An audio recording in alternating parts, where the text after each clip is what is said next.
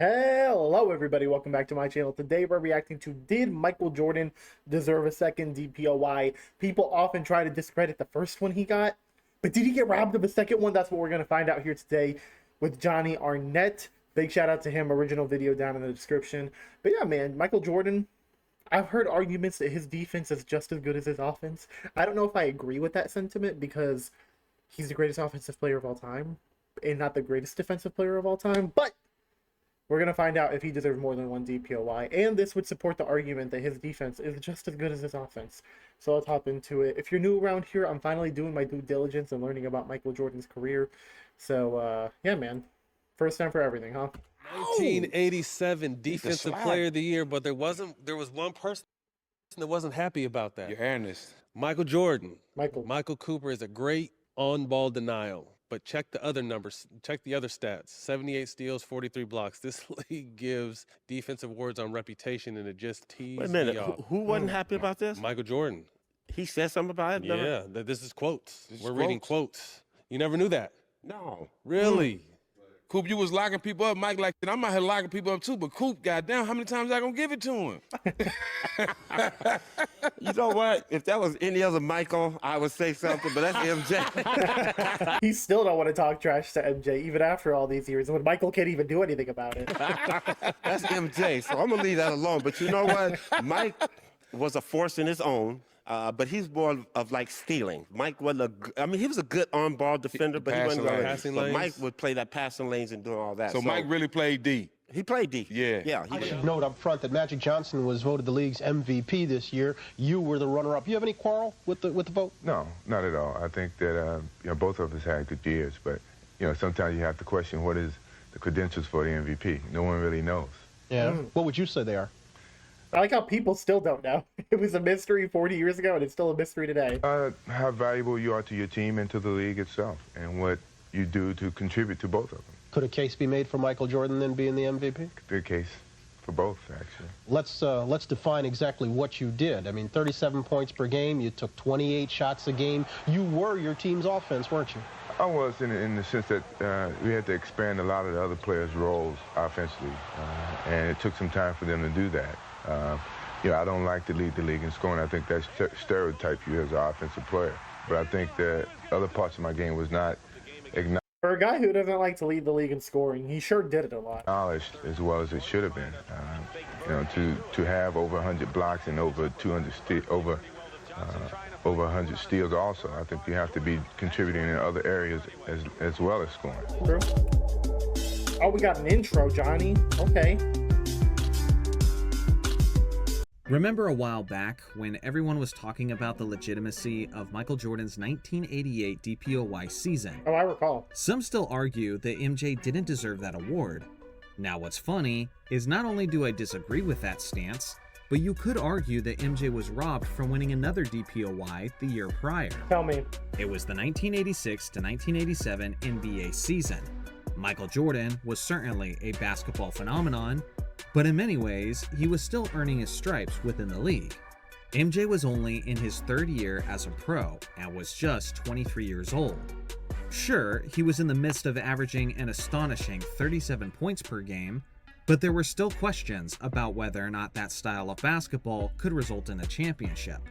As Michael Jordan pointed out in the intro, there were also narratives about MJ focusing too much on his offense. But those claims likely came from people who weren't actually watching the games. Because Jordan wasn't just good defensively in 1987, but he was flat out excellent. That year, he established himself as a fantastic help defender, as he was an absolute hound when it came to blocking shots and trapping offensive players with the double team.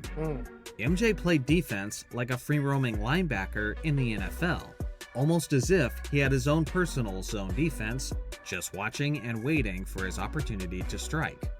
That year, MJ played all 82 games and averaged 2.9 steals and 1.5 blocks per game. What did Coop average? He finished with a total of 236 steals and 125 blocks on the season. Amazing for a To guard. this very day, Michael Jordan is the only guard in NBA history to get at least 200 steals and 100 blocks in a single season, which he did in back-to-back years.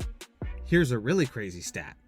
Even if Michael Jordan was considered a center, he still would have been in the top 10 spots for blocks per game that season among centers. All the 11 through 30 other centers should be disappointed in themselves. Despite the fact that they were barely a playoff team, Michael Jordan's impact on the Bulls defense could clearly be seen, as Chicago was second in the league in points allowed and was in the top half of the league in defensive rating. So basically, based on the eye test, based on the numbers, and based on the impact he had on his team, it's pretty clear that Michael Jordan had a really solid case for the award. Yeah. Well, MJ wasn't even in the top 5 for the DPOY. He finished in 8th. Michael Cooper averaged 1 steal and half a block. And MJ was at 3 steals, 1.5 blocks. What? Dang, man, you could argue Mark Eaton deserved it. 4 blocks a game. Alvin Robertson, 3 steals a game. Why did Coop get it, man? Why did Coop get it? Defensive rating 108. So he didn't even have the best defensive rating. Alvin, you could argue, got robbed. Mark Eaton, you could argue, got robbed. Both those guys had better defensive ratings. Manute Bol had a better defensive rating. Dang.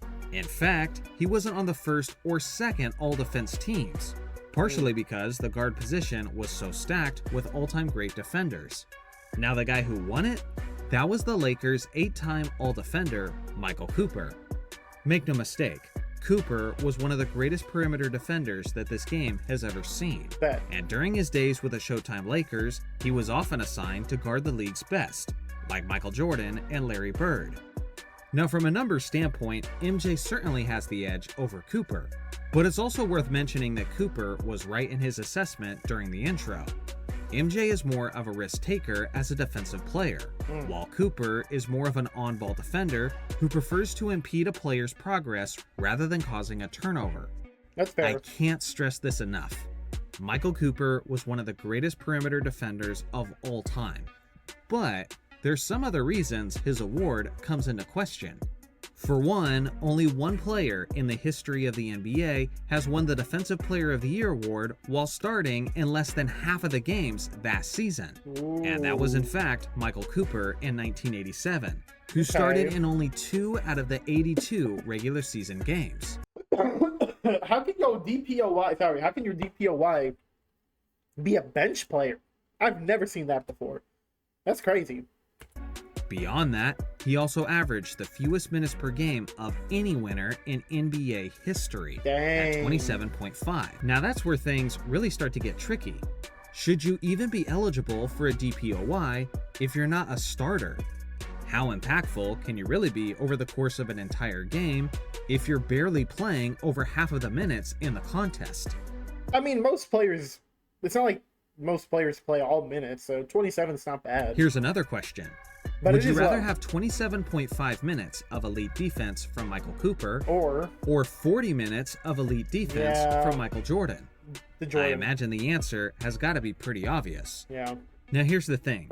Generally speaking, when it comes to NBA awards, the voters have almost always cared about team success. And Cooper's Lakers had a league best 65-17 record, while Jordan's Bulls had only a 40-42 record.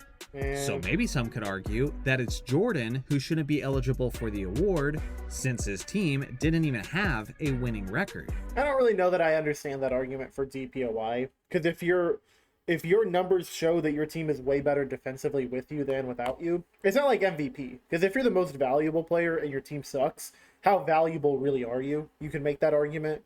But if your team has a good defensive rating with you in it, I feel like the record shouldn't matter. After all, of the 43 DPOYs in NBA history, only one of those went to a player on a losing team. Admittedly, that's not the best stat for Jordan's argument. Good point. But I'm about to make things even more interesting.